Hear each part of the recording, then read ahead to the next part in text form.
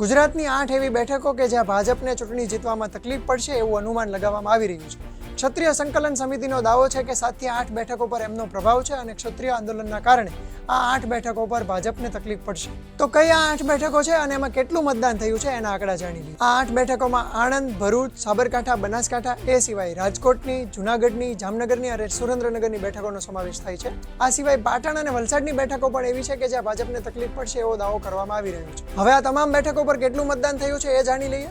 તો સૌથી પહેલા સાબરકાંઠામાં 58%, બનાસકાંઠામાં 64%, પાટણમાં 54%, રાજકોટમાં 54%, સુરેન્દ્રનગરમાં 49%, જૂનાગઢમાં 53%, આણંદમાં 60% અને ભરૂચમાં 63%. ક્ષત્રિય સંકલન સમિતિનો દાવો કેટલો સાચો પડશે એ તો 4 જૂને જ ખબર પડશે, કારણ કે ત્યારે જ પરિણામ આવશે. જો ત્યારે આ બેઠકો પર ભાજપ વિજય મેળવવામાં સફળ થાય છે તો એનો મતલબ એ થશે કે ક્ષત્રિય આંદોલનના કારણે કોઈ મોટી અસર થઈ નથી અને ભાજપે પોતાની બેઠકો જાળવી રાખી છે. તો મિત્રો, તમને શું લાગે છે, આ 8 બેઠકો પર કયો પક્ષ જીતશે? કોમેન્ટ કરીને જણાવો.